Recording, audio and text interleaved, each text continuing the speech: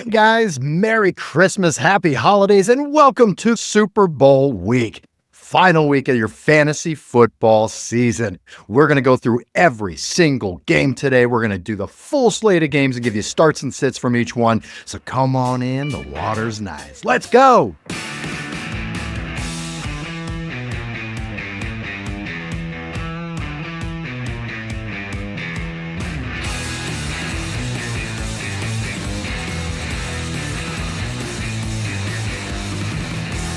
All right. Welcome to the show. This is the Frankly Fantasy Football Podcast. We are your hosts, Frankie and Johnny. Happy holidays, brother. We got you got the elf shirt on. I got a stupid little Santa sweater on. Let's go, baby. It's Christmas week. How you feeling, man? I'm feeling merry. Let me tell you, I'm feeling merry. I got the happy Christmas vibes happening, John, and I'm feeling really good. And I'll tell you why. Because that trophy that we brought up last week, well, I'm still fighting for that championship, baby. I'm back in the Super Bowl. The shit runs through me. So, yeah, let's go, man. But in the other league, I might have fallen off. But we're not going to focus on that. That's right. Hey, just shout that out. Very interesting. Now, we're recording this on Monday, so we haven't had the Monday night's games play yet. This is coming out on Christmas Eve, so Merry Christmas to everybody. My brother, Sean, all right, we've joked about him all the time that he's got a good team. He dominates all season. And then the very first week of the playoffs, he blows it. This year, he's going to do something in our two friends and family leagues that I don't think anybody's ever done before, Frankie.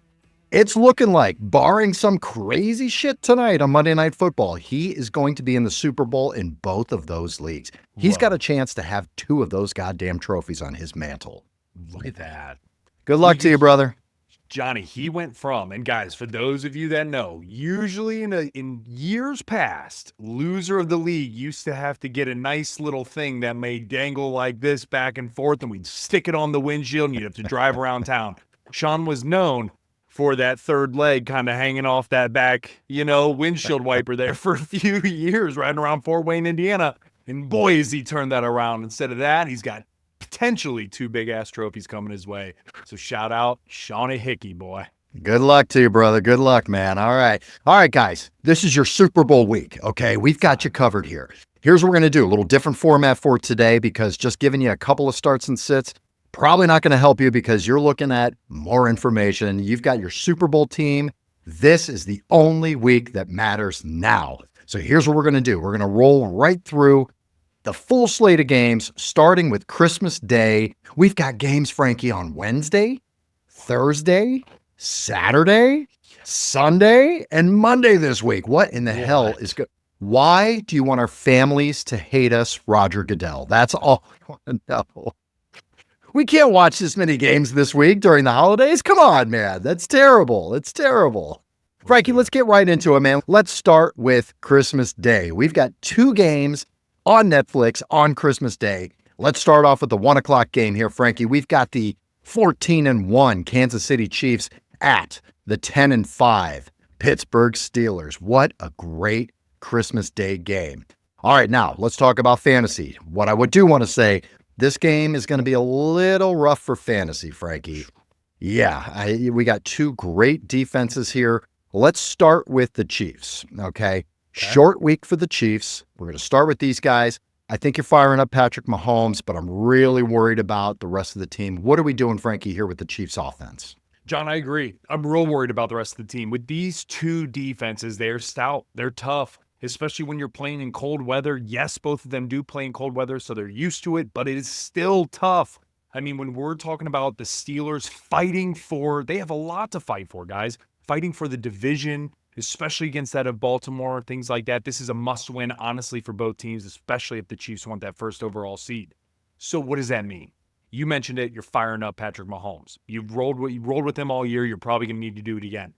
But, John, outside of that, I'm not starting any of the running backs. Actually, on both sides of the fence here, I don't think it's a good match if you can look elsewhere. But specifically talking about the Chiefs, John, we mentioned it last week. One of the things that made me nervous specifically, actually why he was one of my sits, was Isaiah Pacheco. And it's because of some of the things that Kareem Hunt's been doing. He's not going away. Pacheco isn't fully taking the reins.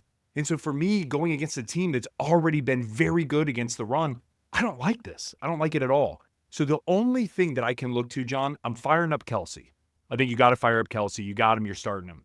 Here's the other thing. When you look at D-Hop and you look at Hollywood Brown, do you start them? And the answer is if you have them in a 14-man double flex, 12-man double flex, maybe a 3-receiver, 1 flex, something like that, there is potential validity there, including Hollywood Brown. 8 targets, 5 receptions, 40-plus yards in his first game back, John. I mean, that's pretty damn good. But it's not a great start. Neither D-Hop or that of Hollywood Brown is a good start. I agree with you with the running backs. I mean, just looking at this, Kareem Hunt and Pacheco, it was almost a 50-50 split. Kareem Hunt was on the field a little more, though. Kareem Hunt had 11 carries for 55 and a touchdown. Pacheco had 9 carries for 26. Only 1 catch for Pacheco, 2 catches for Kareem Hunt.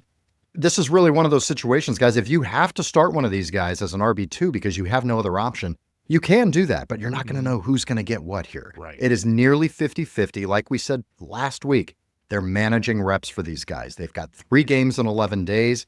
I just don't think you can do it against the Pittsburgh Steelers. Look elsewhere for the running backs. All right, Pittsburgh. Let's get to Pittsburgh. What are we doing here? We're holding off on the running backs for now. I think it's the same situation. You got Jaylen Warren now very involved. I don't think you can plan on who's going to get what in this game. It's going to be a tough road to go. You're hoping somebody catches a swing pass out of the backfield, gets a lucky touchdown. I don't want to bet on that for my Super Bowl. If you have to do it, you got to do it. But if you've got other options, shallower leagues, I would try to sit the running backs on both of these teams. Pittsburgh, is there anybody else you can start here? Pickens may end up playing. Things are looking pretty good that he could play. Is he the only one you play on this team? John, he could be. He could be. And maybe you look to Freiermuth as well. Freiermuth outside of last week has been pretty damn good for the 3 weeks prior. But maybe. I mean, Pickens, what he does for this offense, John, and they are desperately craving it, is it stretches the field. Yes, Calvin Austin has done probably the best of what he could do so far. I mean, really, he's done a good job. But it's not Pickens. It's not anybody that the defense is really fearing from that point. And so for me, man, absolutely. I think it's Pickens number 1. Maybe Freiermuth, but honestly, man, I'm even staying away from Russ this week as well.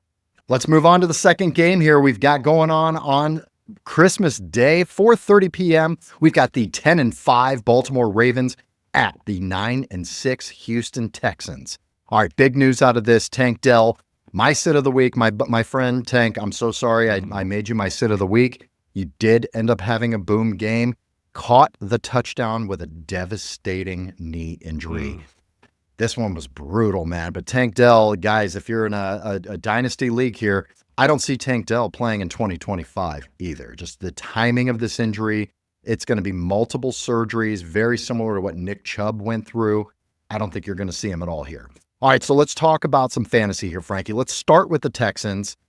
We've got C.J. Stroud. You got to fire him up against this Ravens defensive backfield. Definitely. Obviously, you've got Nico Collins. He's a must start. Joe Mixon, a must start as well. What else can we look to on this Texans offense to help us out with fantasy here?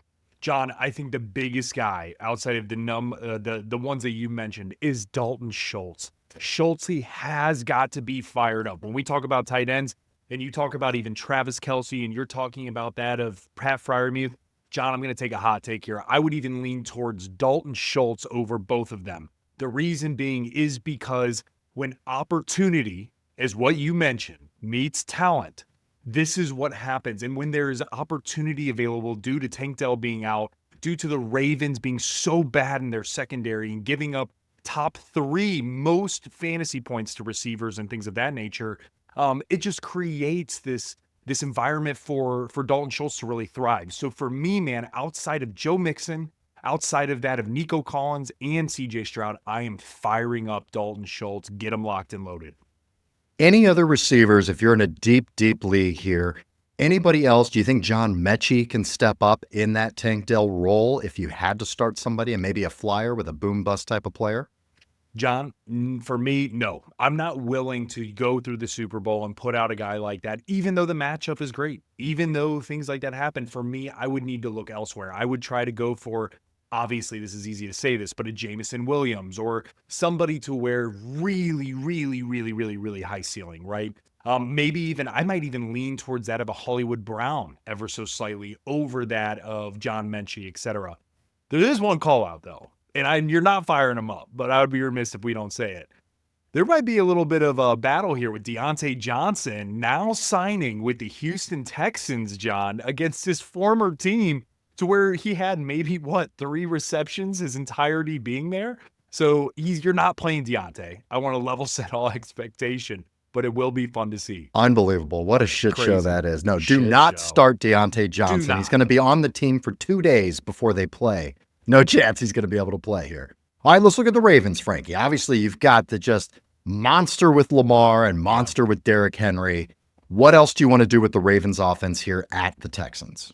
Guys, if Zay Flowers is healthy and playing, you're firing up Zay Flowers. I know he did not practice on Sunday, but it could just be resting, especially with his banged up shoulder. Guys, he more than likely will play. You're firing him up. The other guy is the guy who has scored 4 touchdowns in 4 weeks, 3 touchdowns in the last 2 weeks. And no, I'm not talking about Derrick Henry. I'm talking about Rashad Bateman, John, against the Texans. And yes, they have a good defense. I understand. But this could end up being a high-scoring game. And what Bateman has shown, guys, if you're in a 14-man, 16-man, or 12-man league, as I mentioned, with deeper formats, this could be an interesting start. Shout out to my brother. Started him 2 weeks ago and kicked my ass out of the playoffs because of that performance. And what a start. Then he comes back and scores again this past week. Guys, this is another opportunity for Bateman to continue climbing that ladder. Don't forget, he was a number 1 or a first-round draft pick when he was coming out of college from Minnesota. And now we could be seeing some guy kind of flourishing coming into his own. We'll have to wait and see. But, John, I would be checking out Rashad Bateman if you're in deeper leagues. I agree. And other news here on this team, Justice Hill, running back for the Ravens in concussion protocol. You will not see him on Christmas Day here. So you're going to get a big dose of Derrick Henry, baby. Yeah. The Yeti. The weather's cold. He's going to come out. And he's ready to go, man. It's going to be a beautiful thing to see. All right, let's get to the next game here. We've got a Thursday game. Let's go. Every day but Friday, baby. Let's go. Every day but Friday. Come on. Thursday game, Thursday night football on Prime Video. We've got the 8-7 Seattle Seahawks at the 4-11 Chicago Bears.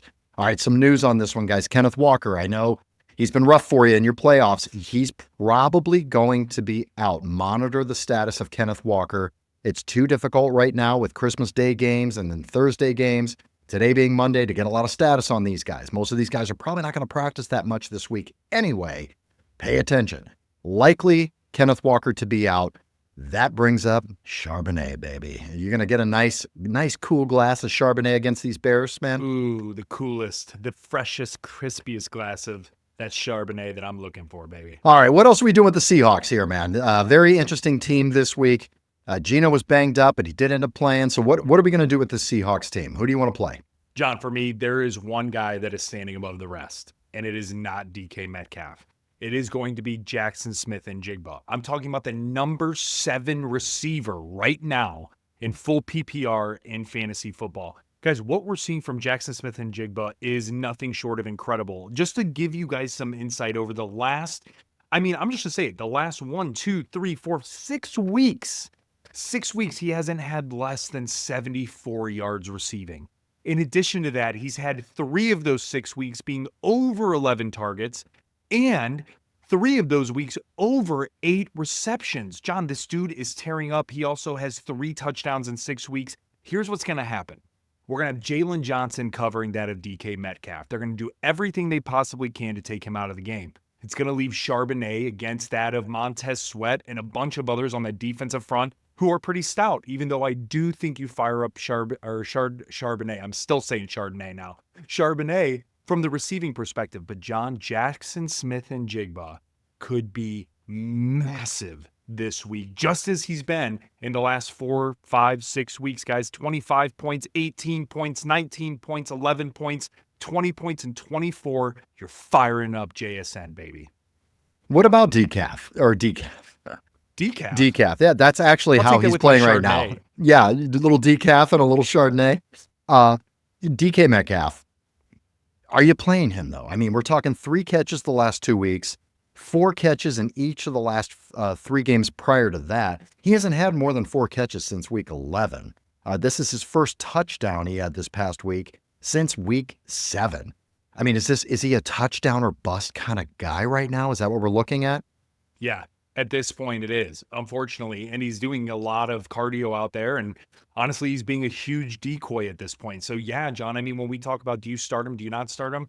Guys, it really comes down to the injuries on your team and what is your team comprised of, right? If you're looking at it between DK Metcalf and DeAndre Hopkins or somebody like that, you got to go DK, right? Or if you're looking at DK Metcalf and maybe that of like a T Higgins or somebody like that, I think it's pretty easy. It's going to be T Higgins, right? If you're looking though, a good comp would actually be, as of right now, as it sits, DK Metcalf and Malik Neighbors. And I keep going back to that over the last few weeks because I truly think that's where both of these guys are, even though Malik Neighbors has a higher ceiling because of the targets that he's getting and the receptions that he's getting. But Malik Neighbors hasn't done very much outside of, 2 games ago, really. And it's been tough. So for me, man, I think it really depends on your team. If I'm in a deeper league, I'm leaning towards starting DK this week. If I am in an 8 to 10 man league, I would really take a hard look at your team and see, is there an option elsewhere? Maybe do you go something crazy and say, maybe I'm going to start McMillan. And that could be tough to do. I get it. But right now, what we're seeing is where opportunity meets talent on the team and the defenses that they're playing against right now. I don't know if I want to be rolling out DK Metcalf while Jalen Johnson is over top of him as well. So it's tough, man. So I'm going to leave it up to the owners of their teams, but be wary. What about Geno Smith? How do you feel about him at Chicago? Here's the deal. I think at Chicago, it's a tough game. I would lean towards not starting Geno Smith, guys. Just because he's a little bit banged up. I think they're going to rely on Charbonnet a bit. Yes, they're going to get JSN involved and others. But I mean, this isn't necessarily a team that could be, or a game that could be game script positive. I mean, Caleb Williams and the Bears offense, John, has been really interesting. Some weeks they're flying high, and usually though, it's because they're catching up, right? If a team's way ahead, they're throwing the ball 100 times and they're trying to figure it out, right?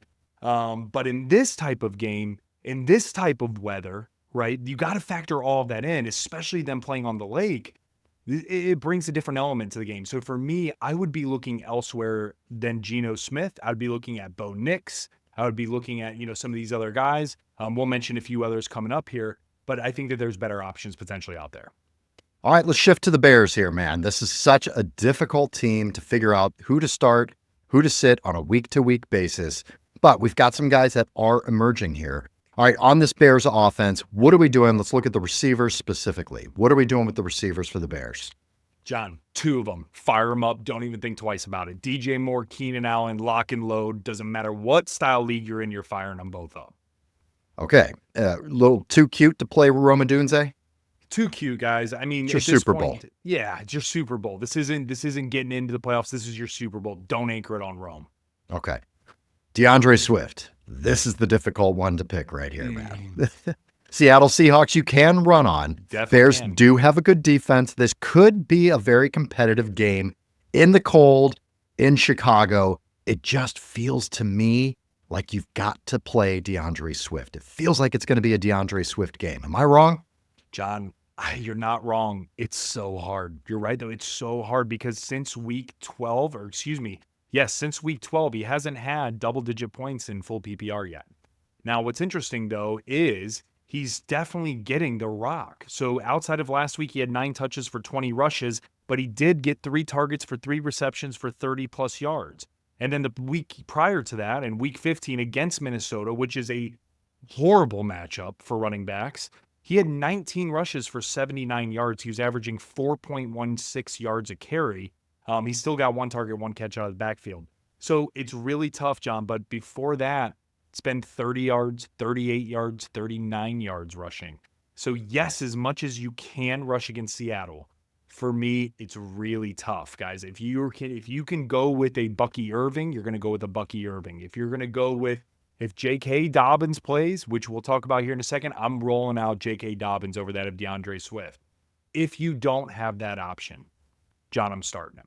I think because he's an RB2, he's going to give you a floor of roughly about 9 points, 8 points, which is kind of, it sucks, but it's not going to put you completely out of a loss. You know what I mean? Something like that. So I think he gives you just enough floor to be okay. The issue is there's very little ceiling that we've seen over the last 5 weeks. All right, let's move on to the next game here. We're going to Saturday. It is 1 o'clock. We've got the Chargers, the 9-6 Chargers at the 3-12 Patriots. Patriots gave a little scare last week, man. We thought, holy shit, what is happening here? All right, let's start with the Chargers. Very interesting team. What are we doing with this offense? J.K. Dobbins, potential to return. How are you feeling about that? Fire him up. If he plays, you fire him up. This offense runs through a running back. They start with the running back. If he is playing, he is a grand slam start in my eyes. All right, what about the passing game here for the Chargers? Justin Herbert playing very well. You've got Lad McConkey back and strong. You starting both of these guys up? No question. Fire them up, guys. This is a must-win. Again, this is a must-win game for the Chargers to get them into the playoffs. Justin Herbert is playing some of the best ball we've seen in his career, in all honesty, especially with the weapons around him. The way he's elevating this team is just incredible. Lad McConkey is a route-running machine. You could even make an argument for Quentin Johnston. I know I got a lot of slack for Stonehands. Shout out to you guys on YouTube saying a lot of shit. I appreciate it. Bring it on. But there is opportunity for Quentin Johnston each week in deeper formats. It's just because of Justin Herbert throwing the ball. He's going to drop 4 passes, but he might catch a 49-yard touchdown bomb, right? So there is opportunity there. I'd put him on par, maybe a smidge around that of like Rashad Bateman, John. I think that's where I kind of stack rank that of Quentin Johnston. But for me, guys, it's really 3. It's Laddie, it's that of Justin Herbert, and you're rolling with JK if he's playing. All right, let's go to the Patriots here. This shouldn't take too much time here. Thank you, Ramondre Stevenson, for screwing my sit of the week, of sitting you down last week. He did have to get in the end zone, of course. He had 12 carries, 60 yards, and a touchdown. Is Ramondre really the only person to even look at? And do you feel good about Ramondre against this stout Chargers defense? No, I don't feel good about Ramondre. And yes, he's the only guy I'm willing to start from this offense. I don't think you can go, Kayshon Boutte, or I don't think you can go Demario Douglas. I don't think you can even go Hunter Henry really and feel that great about it. Guys, I think it truly is that of, Ramondre, and kind of leave it at that.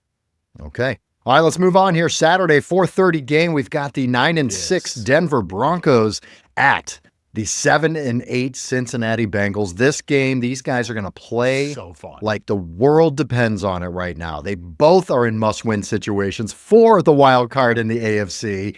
Both teams very well coached. Both teams playing really, really well right now. All right, let's start with the Broncos, man. As far as I'm concerned, it's a must-start stack for me for Bo Nix and Courtland Sutton. I think these guys have to be played. What else are you looking at on this Broncos offense? Nothing. Yeah. Nothing. John, I'm not willing to start another soul on this offense outside of those two. The running backs are terrible. Just terrible. Even in a three-headed golden pony. matchup. Yeah, no way. Yeah, a 3-headed. What did we say last week? A 3-headed ass, a 3-headed donkey. Yeah. That's what it's like.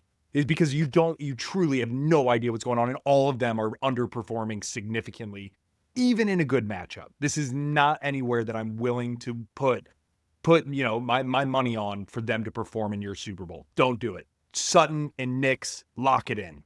All right, now let's look at the Bengals here, man. There's a lot of fantasy options here on this team. Burrow, Chase, playing out of their goddamn minds right now. Yeah. T. Higgins at this point is a must start. Done. Yeah. Talk to me a little bit about some of the secondary options here and Chase Brown. John, I think Chase Brown is a must start. I think that even though the matchup sucks, for honestly all the way around, when we were talking about the Broncos, it's a dream matchup for Joe Mix, for Bo Nix and that of Sutton, Courtland Sutton. For the opposite end, for Jamar Chase, T. Higgins, and Chase Brown, this is not a great matchup.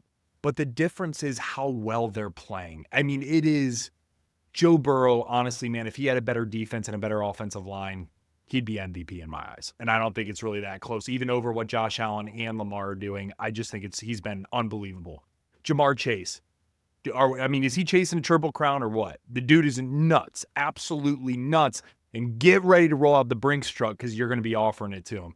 And then you got T. Higgins, man. T. Higgins, on top of this, even though a tough matchup, John, absolutely is fighting for his life for that next contract. Where are we going to see T. Higgins next year? Is it going to be the Raiders? Are we going to see him at the Giants, maybe with Malik Neighbors? Are we going to see him in a completely different scenario to where nobody's really thinking about, potentially? And actually, the answer is probably yes. The other person that you mentioned is Chase Brown. John, he is a must start. What he is doing, not even just on the ground, but it's the pass catching out of the backfield that is really aiding to his fantasy production. And Joe Burrow's seeing it, using it, and loving it. Fire those guys up, man, and enjoy one hell of a game at 4:30. All right, we got another Saturday night game, 8:15 game on Saturday. The 7-8 Arizona Cardinals at the 9-6 Los Angeles Rams. Okay, here we go. Now we got some news here. James Conner banged up. Doesn't look like he's going to go. Very, very scary here. This is Saturday night. You are going to have to plan ahead here, guys. This is going to be tough. We've got games on Wednesday. We've got games on Thursday. We've got 3 games on Saturday. Pay attention. These injuries, do not let them sneak up on you. All of a sudden, you didn't make backup plans for somebody like James Conner, and you're going to be sitting there having to start somebody you don't want to start. James Conner, unlikely to play this Saturday. Now, the backups here. We've got Trey Benson, who has been hurt.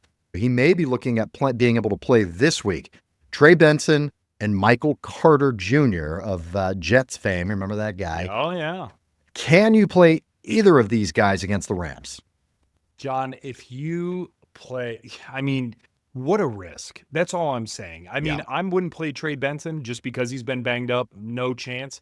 Michael Carter Jr., guys, if you're willing to roll out Michael Carter Jr., go ahead. I am not. This is not something I'm even remotely entertaining. And even if he could have a big game, we've seen Michael Carter Jr. do well out of pass catching out of the backfield for the Jets and having a couple big games. For me, it's just not somebody I'm willing to roll out. Yeah, it's a break glass in case of emergency situation. You know, you've lost your RB2 and you've got no other options. Pick up Michael Carter and hope for the best. But yeah, this is not something you want to plan for sure. All right, on the Cardinals, what else? We've got, could be a decent stack this week with Kyler Murray and Marvin Harrison Jr. What do you think about that? Could be, because this is a game that, it's a divisional game. Both these teams hate each other. They're really vying for, trying to win the NFC West. At this point, the Cardinals are out, so they're just playing spoiler with their loss to Carolina. So for me, man, you could start Marv and that of Kyler. I actually would probably err on the side of I'm not willing to do that, just because I haven't seen a lot from them the last few weeks. The Cardinals, for me, man, and I'm going to get my soapbox for a second, but they've been one of the worst teams all year in terms of performance. Outside of James Conner, they've highly underperformed, whether it be the connection from Kyler to Marv, whether it be Kyler, there's rumors going around that he's specifically not targeting McBride in certain instances. So I don't know if that's just hearsay. I don't know if that's just the internet trying to make shit up and pit people together, which we never see. Of course not. We never see that. No, never. But for me, man, as a team overall, they've just been really disappointing. And I think that the Rams, even though they're barely winning games and they're sneaking by and they're figuring it out, even with Matt Stafford underperforming, I just think that the Rams should probably put this one home. So for me, I don't even know, John, if I'm willing to start the stack this week. Okay. Trey McBride, you got to throw him out there. Got to fire him up. Yeah, he had a rough game last week. He had 3 for 4 for 20 yards. That's not the norm for him. No. He's a guy you got to play at tight end. Let's talk about the Rams a little bit here, man. This team scares the shit out of me in your Super Bowl. We've seen Cooper Kupp took us out of the playoffs, you and I and our team that we share, with 0 catch game. What are you doing with these guys this week? Puka not getting in the end zone this past week. Matt Stafford killed a lot of people this week. What do you do now? Do you play this trio of Matt Stafford, Puka, and Cooper Kupp? John, in a 1 quarterback league, you do not start Matt Stafford. I don't think you can risk it. Guys, I've had Matt Stafford all year in a 2 quarterback league. It has been miserable. It has been so miserable, I can't even put it into words. And then you look at us having Cooper Kupp. John, we were sitting there, and I think it was week 4 or week 3, and it was right when he got hurt, and we were like, you know what, he's back. And then he got hurt and he came back and he was back on fire. And now with the reemergence of Puka, we have seen Cooper Kupp drop off the face of the earth pretty much. So guys, think about it like this. In my eyes, I'm actually willing to start Puka, and I don't think it's close. I'm rolling out Puka. I also am entertaining the idea of Tyler Higbee. I think with Tyler Higbee coming back, with the tight end landscape of what it is, I think that Higbee could be very interesting in this matchup. With Cooper Kupp, John, this is a hot take. I don't know if I'm rolling him out there. And guys, and I'm saying this for those 8 to 10 man leagues. I'm not saying this for 12 and 14. 12 and 14, you got to roll them out. You don't have another option unless you're saying, hey, I'm putting in Hollywood Brown over him, which I wouldn't recommend. I wouldn't recommend it. But for those 8 to 10 man leagues, when you're staring at Cooper Kupp or you're staring at, Malik Neighbors, or you're staring at Cooper Kupp and maybe it's, DK Metcalf, who we were talking about. Actually, that's a really good would you rather, John. Let's pause on that for a minute. I'm going to pitch it to you. Who would you rather start in your Super Bowl, DK Metcalf or Cooper Kupp this week? God, that's so difficult. So hard. That's really, really tough one, man. Yeah, I mean, I think I'm going to go. It is tough because you've got the number ones on those teams now are not these guys. Not those guys. It's JSN and it's Puka Nacua. Yeah, you're right. I do think it's going to be DK Metcalf for me. I think with Kenneth Walker being out, I do think that, that team is going to have to throw. I think the quarterback situation feels better to me. I think it's a better matchup as well. But yeah, I think it's so close. It's so gross. But yeah, I think I'm going to have to go DK Metcalf on that one. Just because I think Kyron Williams is going to score all the points in this game and with the Rams. You look for the Rams since week 13 here when they played against New Orleans. Cooper Kupp, solely talking Cooper Kupp here. 6 targets, 3 receptions, 17 yards. You hate yourself. If you start him, you're hating yourself. Okay? Week 14 against Buffalo had a much better week. We were pumped up about this. It was 8 targets, 5 receptions, 92 yards, and a tutty. We're thinking he's back. Mm-hmm. Boy, were we wrong. San Francisco, goose egg. Last week against the Jets, when it was a positive game script for most of the game. This is what the other call out is. They needed to score or drive the field, and they weren't doing that. And John, he had 3 targets.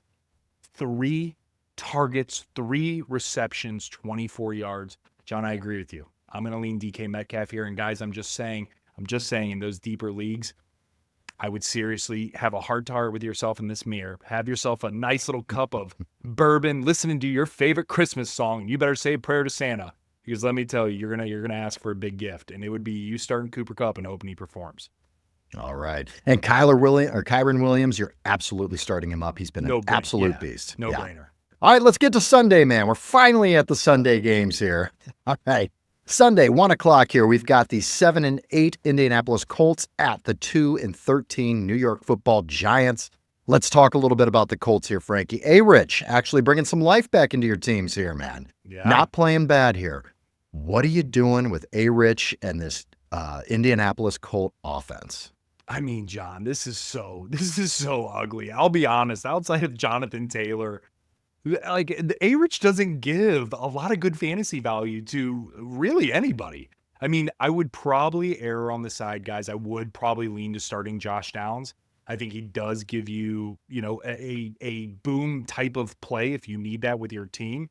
But other than that, Johnny, I don't even think I'm starting MPJ. I don't think I'm even starting, the tight end landscape for them. It just... A-Rich sucks the life out of all these other fantasy players because of his rushing ability. Everything. I mean, when we look at how many passing attempts did he have last week? Let's go to the data. 11 attempts, 7 completions on the day. Your quarterback.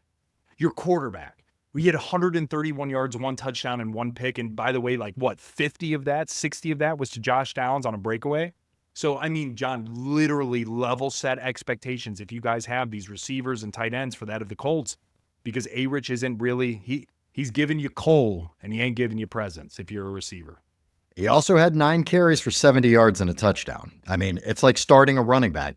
Do you think you can expect a similar rushing attack against the Giants? I think A-Rich No could have a question. safe floor. Yeah, Yes. I really if we're- do. John, if we're talking A-Rich and not the others around him, Mhm. just A-Rich, in a vacuum, I'm definitely leaning towards starting him, guys. I mean, the floor that he gives you, let me put it like this. I would start A-Rich over Matt Stafford. I was just going to ask you that. I was waiting for you to be done so I could say A-Rich Yeah. over Matt Stafford. There you go.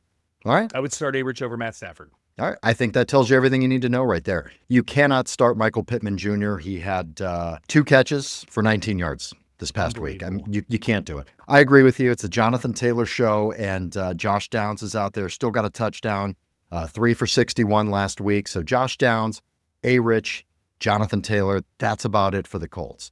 All right, let's hop right over to the Giants here, man. Not going to be a ton of options on this one either, buddy. All right. I mean, we saw, first of all, did you see that toe tap that Tyrone Tracy had in the end zone? Unbelievable. Wow. Yeah. Wow. That guy has been so much fun this year. What a great rookie performance and just breakout for that guy. Can't wait to talk about him for next year. Are you starting Tyrone Tracy this week against the Colts? If he is healthy, guys, Tyrone Tracy did get a little hurt this game for an ankle injury is what he is dealing with. If he is able to play, you fire him up. It's not even a question about it. If he can't play, John, I might consider firing up Devin Singletary. I really seriously might consider that, especially in those super deep leagues, guys. He could be interesting, but only and only if Tyrone Tracy doesn't play. And John, it's Malik Neighbors other than that. Outside of that, with Drew Lock at the helm, the team is terrible. They're purposefully tanking. I mean, it's they're getting their quarterback of choice at the end of the draft and whatever, at the beginning of the draft, whatever it may be. So for me, man, 2 guys on the Giants. You got Neighbors, you got Tracy. All right. All right, let's move on here. We got the 4-11 New York Jets at the 12-3 Buffalo Bills. All right, a little bit of news about this game here. Both quarterbacks got a little banged up last week, man. Both quarterbacks were in the tent last week in the games. Josh Allen did not fulfill what you were hoping he was going to fulfill last week. First time in 6 games he hasn't rushed for a touchdown. Now, apparently word just came out that he's had a broken hand since week 1, has been playing through it. He did re-aggravate that. He went out, went in the tent, got it looked at. He came back in, so he's going to play through it. Could it affect his gameplay? Sure, it's a little scary. Aaron Rodgers, same deal. He went into the tent, ended up coming out. Should be fine, but things could get weird. Let's start first with the Jets, Frankie. We've got Aaron Rodgers. We've got the 2 receivers. We've got Breece Hall. What are we doing with this offense? Who do you feel good about in your Super Bowl? Guys, you are the best one that I feel the best about, no question about it, is Devontae Adams. What we are seeing, Devontae is back.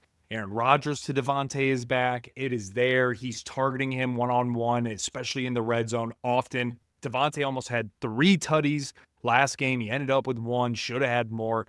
It is Devontae Adams and Aaron Rodgers. They are back.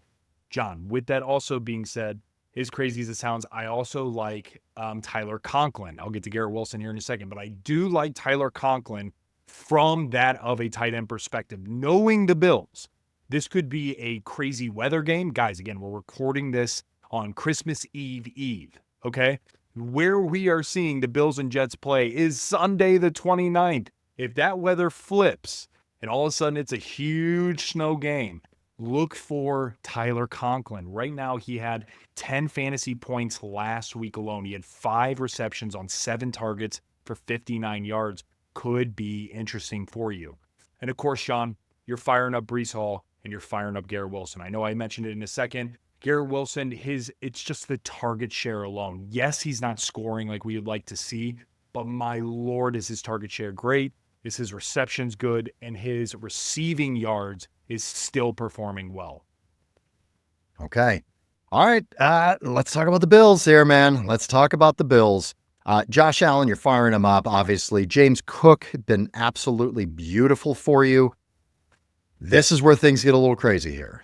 What are we doing with the Bills receivers? Where the fuck is Amari Cooper is what I want to know. I was just going to say that. John, I mean, what happened? Where is this guy? I can't, John, 2 targets in a game where you're behind. You're losing. I mean, you're not even getting this dude involved. And so for me, and I get it, Josh Allen was banged up, but when you start looking at some of these other guys and what they're able to do, I mean, you look at Khalil Shakur, sure, he only had 4.2 points, but he's getting 6 targets. You start looking at that of Keon Coleman and now him being back. I mean, and I'm pulling it up right now, John, but he ended up having 2 targets. I mean, the Bills receiving core as a whole, man, has just been kind of rough. I mean, really has. And Amari Cooper specifically. So what do we do? That's the question. I'm sitting Amari Cooper. And I'm just going to let that sit for a second. I'm sitting Amari Cooper, the number 1 receiver for the Bills. Right now, what we're seeing is, guys, he's not even a boom threat on your fantasy team. That's the problem. When you are in your Super Bowl, don't just start somebody because it's showing a 13-point projection. Like, don't do that. Like, go for a McMillan. Go for, one of these other guys. I mean, that we've been talking about, and we're going to talk even further. Brian Thomas Jr. and some of these other cats that you might have on your team that you're looking at like, oh no, Amari Cooper's kind of projected more or whatever it may be. No, throw it out the window. Because right now you need to focus on your team. And so for me, man, I'm not starting Amari Cooper. I would entertain Khalil Shakur, potentially, just from sheer target share. But outside of that, man, it's James Cook, it's Josh Allen, and maybe Khalil Shakur. And that's for me where it starts and ends. I'm with you. I think it's a maybe Khalil Shakur. I mean, these guys, yeah, I mean, you're looking at all of these Bills receivers, they're all looking at 2 and 3 targets each. Yeah. And he just kind of spreads the ball around. He's not force feeding anybody. I think in a tight end situation, you can start Dalton Kincaid. Sure. He's the most heavily targeted receiver on the team as a tight end. 7 targets for him this week. So, yeah, I mean, that's kind of where I am, too. This is the Super Bowl. I would not take chances with a Mac Hollins or a Keon Coleman or an Amari Cooper. It just, the consistency has not been there. All right, let's keep moving on here, man. Let's get to the 3-12 Tennessee Titans at the 3-12 Jacksonville Jaguars. All right, you know what? Don't scoff on this game, okay? Because when you've got 2 shit teams playing each other, that can mean a lot of fantasy points here, man, in unusual places. So let's look at some of these unusual places that you may be able to start over people like Amari Cooper and the likes. All right, so first, let's look at the Titans here, man. This one's difficult, okay? Let's look at the running backs. Tony Pollard, Tajay Spears. Tajay Spears is back. We love Pollard when he's alone in that backfield, but as we've seen with Tajay Spears back there, it's kind of back to the Jaylen Warren, Najee Harris situations where you go, I don't know if we can really start any of these guys because of the situation. It's kind of a Pacheco, Kareem Hunt situation as well. You got a 50-50 split. You got to hope you chose the hot hand. And that's just not how it always works, man. How good do you feel about playing Tony Pollard or Tajay Spears in your Super Bowl? I mean, it's so tough. I mean, guys, like this is where I'm having more of a struggle with these two in comparison to Najee and Jaylen Warren. I'm struggling with this more than, I mean, even some of these other, the Kareem Hunt, Isaiah Pacheco. Like, this is so hard. Yeah, do you know why it's hard? I'm going to tell you right now, because both of the teams you just said, the Kansas City Chiefs are playing the Steelers. The Steelers are playing the Chiefs. These are two top 5 rush defenses. The problem why it's so confusing now is because you got Pollard and Spears. They're playing at Jacksonville. You're not going to have snow or shitty weather, and they're playing a terrible, terrible rush defense. You want to play these guys. Can you? Want to. John, can you? I think you can. And here's what I'm going to say. I think you can play both. Realistically, you're not going to have both. So you're going to have to make the decision. If you're a Pollard owner, you're probably going to need to still be repping out Pollard. You might have had to throw him in your flex. You might be looking at Pollard versus that of a, like I keep mentioning the same guys, but it's kind of, you're getting conceptually what I'm getting at. The D-Hop or that of Pollard, right? And these are some of the decisions you're needing to make. For me, man, I think you go Pollard just because of the matchup. And I think it's too hard not to. The flip side is if you got Tajay Spears, you're not looking at him realistically for your RB2 slot. You're looking at him for your flex spot. And right now, why not roll out a guy who's on fire with Mason Rudolph? Guys, here's what Tajay Spears has done. Well, last week alone, he ran the ball 10 times. That's nice. For 27 yards. Well, what the fuck are you talking about, Frank? That sucks. Listen to his receiving. He had first off, he had 2 touchdowns rushing. Not Tony Pollard, Tajay Spears. And then you look at his receiving. He had 3 catches for 39 yards And then you look at what he's done in the week prior, John. He had 7 targets, 6 receptions, 87 yards receiving and a touchdown. And again, who are the teams that these guys are playing? It was Indianapolis last week and Cincinnati the week before. Guys, Jacksonville is right up there with the same style of defense as both of these teams are. You know what I mean? And so that's why I'm saying, like, we're looking at apples to apples comparisons here with the prior teams that the Titans have just played based on a defensive scale. Man, I actually think I would consider rolling out each of these guys. It would be hard not to, man. When you've got the tough matchups with 2 running backs on the Chiefs, 2 running backs on the Steelers, you've got James Conner going to be missing most likely. You've got Kenneth Walker most likely to be out. I agree. Out. Monty out as well. We've had some running backs go down here over the past few weeks. I feel like if you have to play either of these 2 in your RB2, I think you're going to be okay. I really do. All right, let's talk about this now. You got Mason Rudolph and Calvin Ridley. I think this is a great start this week for a stack. What do you think? I freaking agree, John. Yeah. I totally agree, and I'm salivating. When you look at what Mason Rudolph did, hey, did we not call this? I just want to say, when 2 weeks ago, guys, review the tape, check us out. 2 weeks ago when Will Levis, said he was going to get benched, we both started laughing because we were like, watch Calvin Ridley skyrocket again.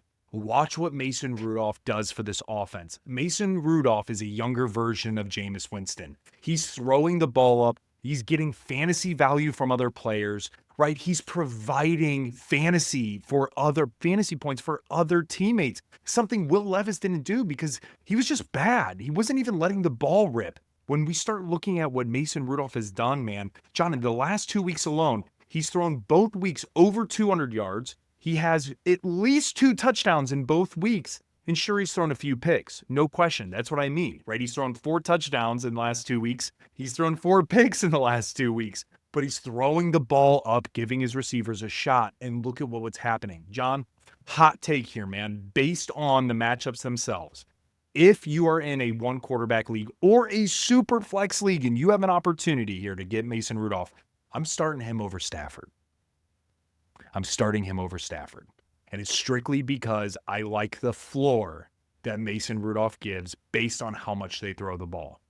Right? Matt Stafford's floor, guys, I've had him all year. It's 8 points, 7 points, 3 points. Mason Rudolph's floor might actually only be around that 11 to 14 mark because of how often they're throwing the ball. So think about it again, guys, with the matchups here. You're playing a 3-12 Jaguar team in nice weather. This could be a gold matchup for Calvin Ridley and Rudolph. Mason Rudolph or Anthony Richardson? Mason Rudolph. Ooh, I like that. Mason Rudolph or Baker Mayfield? I'm going Bake. Yeah. I'm riding the flames with Bake, baby. You got to go Bake there. Mason Rudolph or Tua Tagovailoa at Cleveland? Come on, come a little closer. Let me tell you a little something here, baby. I'm rolling with Mason Rudolph because you come to the Browns Stadium in the cold and on the lake. I want to say a river. We got a river somewhere over there too. But on that lake that's halfway on fire half the time, and you're trying to throw the ball in that cold-ass, windy-ass weather when you're so used to the Miami Heat. Guys, it is Mason Rudolph over Tua this week. Here's another one for you. This is going to hurt your soul. Mason Rudolph or Brock Purdy at home against the Lions? That is so tough. That's a tough one. That's so tough. That's really, really tough. Wow. Okay. I'm taking Mason Rudolph. I'm going to take Purdy. Okay, I like Purdy that. now. We should do a little bet, Frankie. Mason Rudolph versus We'll do it. Purdy. All right. We'll do it. Let's We'll keep do it. track of that. I want to see what happens here, man. All right, let's talk about the Jaguars. This should be very, very easy. Only person I'm even considering is Brian Thomas Jr. Is that it, baby? Starts and ends with Brian Thomas Jr., John. You don't feel good about the running backs here. Tennessee No. does have a decent rush defense, actually. No. Yeah, no. For me, man, no. Okay. All right, let's move on. We got another shit-stained game coming up here, guys, on Sunday. The 3-12 Las Vegas Raiders at the 5-9 New Orleans Saints. Okay, let's do this. We've got the Raiders. All right, we've got Aiden O'Connell's back. He did play. Looks decent. What are we doing on this offense here, man? Is it really just Brock Bowers and Jacoby Myers. Anybody Yes. else you can consider? What about the backfield? Talk to me about it. You could look at Madison. You could look at Madison knowing that McCormick's out for season. And Madison, he wasn't terrible last week by any means. I think he might even have scored or punched one in there. But you could. But again, in a Super Bowl, guys, I'm not willing to put a flex piece out there that's going to be Madison. I'm not even looking to put out a running back 2 piece that's Madison. We just talked about the Jags, right? And there's nobody else outside of Brian Thomas. If you're comparing Madison to a Tank Bigsby, I'm starting Tank Bigsby. I'm just not willing to roll out really Madison from that perspective, knowing that Amir Abdullah is also taking some of that receiving away from him. Yeah, don't be lulled in there by the touchdown, because Amir Abdullah had a touchdown as well. Right. But I mean, Amir Abdullah, 7 carries for 38 yards. Alexander Madison, 12 carries for 27 yards. That's against Jacksonville last week too, by the way. So this was not against a good rushing defense. So I agree. I don't think you can start him. Stay away from him if you absolutely can here. All right, let's look at the Saints, man. What are we doing on the Saints team? We're recording this on Monday, so we apologize, guys. We can't even break down. Is it going to be Kendre Miller? Is it going to be Jamal Williams? We're not really sure. The game still hasn't played yet. Is Kendre Miller really the only one, assuming he gets the bulk of the carries on Monday Night Football? Is he the only one you can consider here? Yeah, and yes. And guys, you're just going to have to watch the game tonight. It's going to be an awesome game. I'm looking forward to it. The reality is, though, he's probably it. Maybe you could look at Juwan Johnson at a tight end spot. But again, guys, with Spencer Rattler at the helm, it's so hard. He is not a high-performing rookie. So, yeah, man, he would maybe be it. All right, let's move on here. We got the 4-11 Panthers, Carolina Panthers at the 8-7 Tampa Bay Buccaneers. I felt bad for Baker this week, man. He played so goddamn hard. That last play, too, and he had guys draped all over him and just flicked the ball out to Rachaad White. Rachaad White ended up losing the ball, losing the game for him. But, all right, what are we doing this week? Let's take a look at the Panthers. A little surprising. They're throwing up some fantasy numbers here as of late, man. Panthers, what are we starting on this offense? This is Super Bowl week. We're not getting too fucking cute here, guys. Play the studs. Who do we got? 2 guys, Adam Thielen, Chuba Hubbard. That's it. Okay. Not much to talk about there, guys. No. Let's go to the Buccaneers here, though, man. All right, Mike Evans. We're on Mike Evans' watch here, buddy. Yeah. Mike Evans' watch.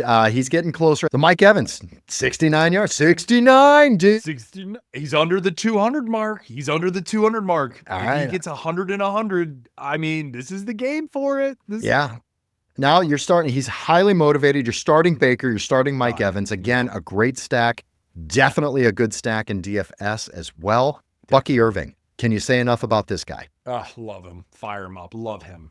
Are you willing to start Rachaad White in this game? Yes. Okay. It's against the Panthers, so should be a good matchup for him.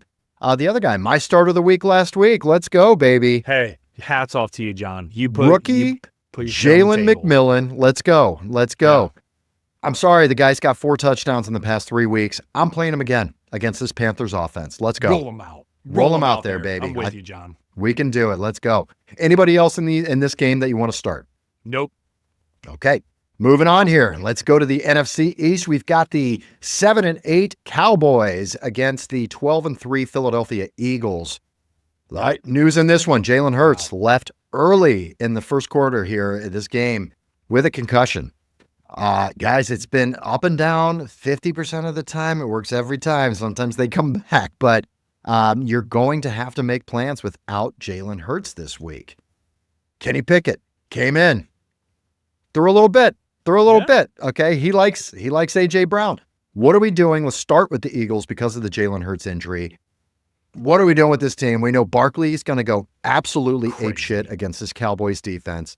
What else are we looking at in the passing game here with the Eagles? You're loving A.J. Brown. As crazy as that sounds, even with Jalen Hurts, you might even like him even more, which is nuts. He had 15 targets, guys, when Pickett came in. Yes, game script was a huge part of that.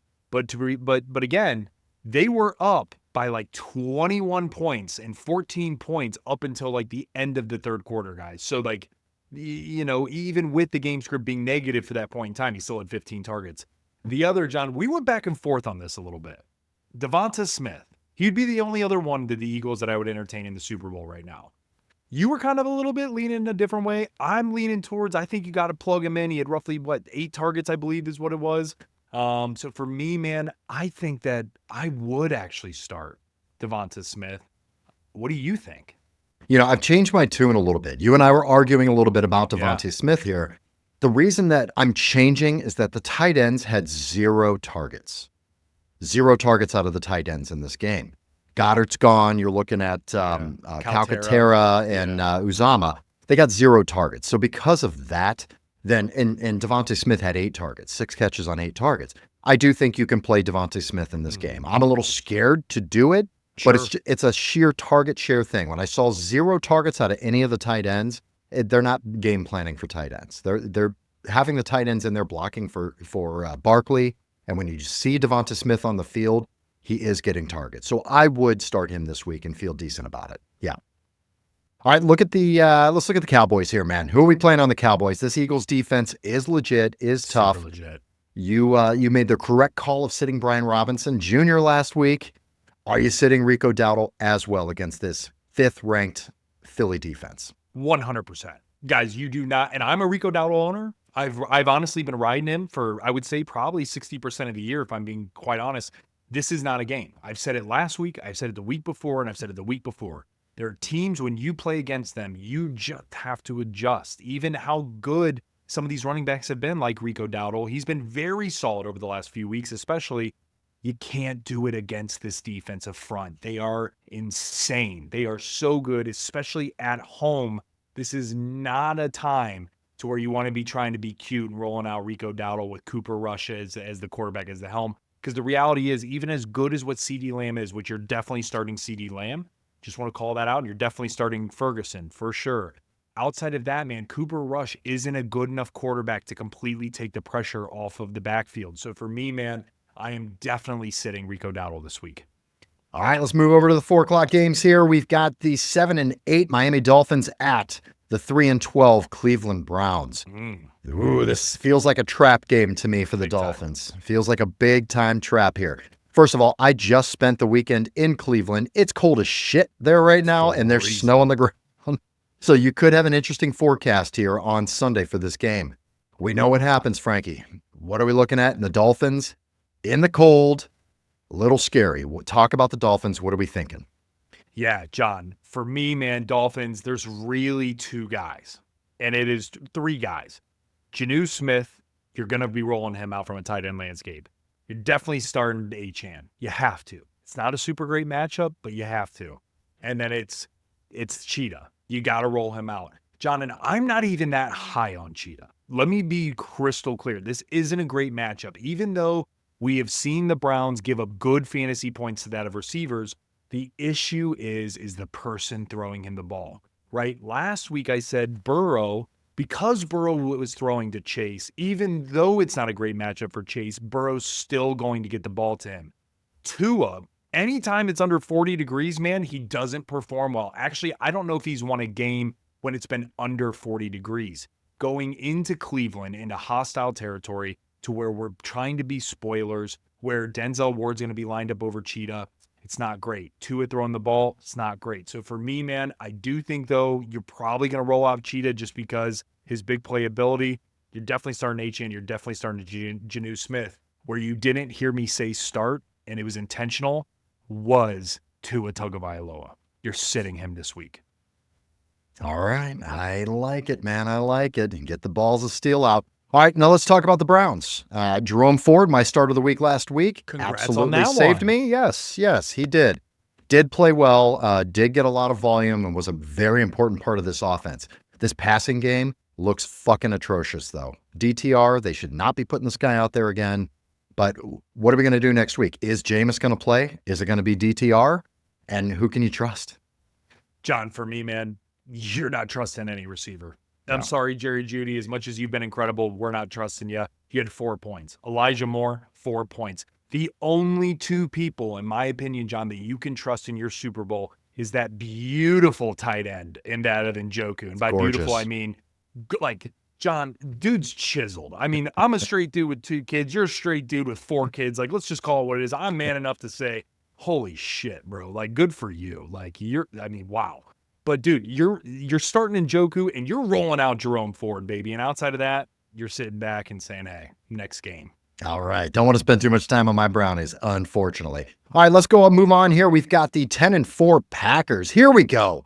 Here's a game, Frankie. Yeah, baby. 10-4 Green Bay Packers at the 13-2 Minnesota Vikings. Let's go. Let's get a good 4:00 game on Sunday.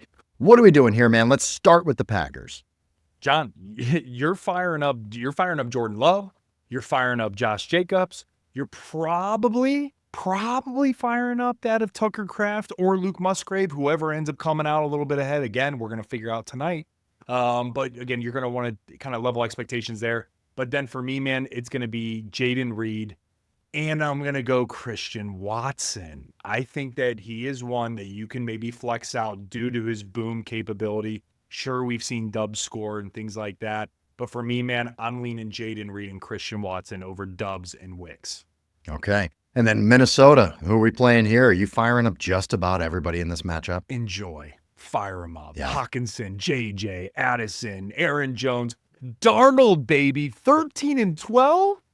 Sam Darnold, the same guy that's seeing ghosts, is over here seeing a 13-win season and seeing dollar signs after this year. So yeah, baby, you're firing them all up. It's almost one of those games where it's just fantasy points for everybody. So fun. Play them all and get some parlays in going in this game too. Oh my God. Yeah. All right. Sounds good. We're just going to play everybody in that game. All right. Let's get to the next one here. We've got Sunday night game. Falcons 8-7 Atlanta Falcons at the 10-5 Washington Commanders. Let's start with the Falcons here, man. All right. They're doing some business. You know, football can be a dirty, dirty business sometimes. And, Kirk Cousins, you're going to cost these guys $10 million. You've thrown 8 picks in the past couple of games here. Yeah, he's going to end up going here. He's gone. Michael Penix Jr. changes this offense. A little news from this team as well. Drake London, questionable. He may not play. Too early to get any information on this. So let's assume Drake London does play, not completely healthy. Michael Penix Jr., what are we doing with this Atlanta offense? I'm confused. John, I'm definitely rolling out Drake London. If he is playing, I'm rolling out Drake London, especially against the Commanders team to what we just saw from the Philly receivers with Pickett throwing the ball. Yeah, I want a piece. I'm also going to be throwing out Darnell Mooney. I think even if Drake London plays, you called it out, he's going to be a little bit banged up. I think this is where Darnell Mooney comes in and plays very, very well. So for me, it's those guys. And of course, Bijan Robinson. Outside of that, John, I'm not playing anybody else, especially pitting out Pitts over there. Yeah, he's sitting his ass down for Christmas week. I think it's going to be a massive Bijan Robinson game. I do too. Massive, massive Bijan Robinson game. All right, let's talk about the Commanders here, man. Rough week last week for Brian Robinson Jr. You said to sit him down. That was the correct move. What do we do this week? You're clearly starting another wonderful stack. Holy shit. 49 points or so out of Jaden Daniels. Terry McLaurin, TMC, absolutely killing it. Great stack this week. Where else do we find value? Can you find it in Brian Robinson Jr.? Yes, this is a good matchup. Guys, this is where the matchups change the outlook of who you start. Right, we had a couple guys that were chirping at us saying strength of schedule doesn't matter and matchups don't really matter. Well, they're full of shit because, I mean, it's just insane, right? So for me, man, like, yes, you can absolutely start Brian Robinson Jr. this week. And also, John, Zach Ertz, don't leave him out. I think that this is an interesting game for him, especially kind of a get right, true, real game for him. Against, another NFC opponent. So for me, man, I think that outside of the two superstars being Jaden Daniels and Scary Terry, I think that you can certainly roll out Brian Robinson and that of Zach Ertz. All right, let's go to the last game here. Monday Night Football. Frankie, we made it through. Monday Night Football, we've got the 13-2 Detroit Lions at the 6-9, eliminated officially from the playoffs, San Francisco 49ers. Crazy. Yeah. All right. Let's start with the Lions because this one's easy and super fun. The Lions, Dan Campbell was like fucking Oprah this past Sunday. You get a touchdown and you get a touchdown and you get a touch. Literally every single player on the team got a touchdown. J-Mo got one. Amon-Ra, Gibbs, Laporta. Everybody got a touchdown in this game. You're starting up every single person that you can in fantasy on the Lions this week. Yeah. Everybody. Yeah. We'll move right on from that, and we're going to go right over the 49ers because This is a much different situation, Frankie. We get so many questions about start sits with the 49ers, and this week does not make it any easier, man. All right, playing against the Lions, their rushing defense is very good. Passing defense, their secondary has gotten decimated. So they have been struggling in the pass defense here. What are we doing with the San Francisco 49ers offense? Talk to me. John, this has been really tough, right? Deebo Samuel has been one of those guys. I'm going to start with him because he's been so frustrating all year. He's been terrible. He's been droppable. Droppable all year. And then, of course, he scores and he starts finding his own this past week. For me, John, I'm actually going to stay in the flames with Deebo, just due to the fact of how bad the Detroit Lions secondary is, not because of necessarily play, truly because of injury. You mentioned it. I believe they have 5 starting or rotating pieces out or hurt from just their secondary alone. And also some of their linebackers. So right that middle of the field has been a little bit tough recently. So for me, man, I am leaning towards Deebo Samuel. I'm also saying you're probably going to fire up Juwan Jennings, and he has been very good all year. But here's why both of those guys also make sense outside of the injuries is that the game script could be way out of hand. The Lions offense is doing something that we haven't seen in a very, very long time in terms of the amount of points that they're putting up. Guys, and with the 49ers just wanting to cling to some dignity and things like that, Brock Purdy staring down a contract, things like that, there are still things to be playing for. So for me, man, I could see Brock Purdy having to air this out. He's going to need that of Deebo. He's going to need that of Juwan Jennings against a beaten up secondary. So I'm looking to start both of those guys. And then, of course, Kittle. The one thing that's kind of changing my mind a tad about Deebo, I think because of the running back injuries, we were hoping they were going to get him more involved with that. They didn't, and it was very frustrating for us. This past week, 5 carries for 25 yards on the ground for Deebo, along with 7 catches, 9 targets, 96 yards, and a touchdown. He's involved now. So I am changing my tune because they are going to have to score to keep up with this team. It's going to be a volume play. I would not start any of the running backs for San Francisco at this point. Patrick Taylor, Garendo, if he plays. I don't like any of that. I think you can start Deebo, though. I have turned around on that. So Deebo, Jennings, Kittle are the guys that we're looking at. I'm very hesitant on Brock Purdy. I mean, you playing Brock Purdy over Matt Stafford? Let's circle it back to what you talked about. Yeah, I am truly because of game script. That is truly why. Brock Purdy or Anthony Richardson? I'm going to go Purdy.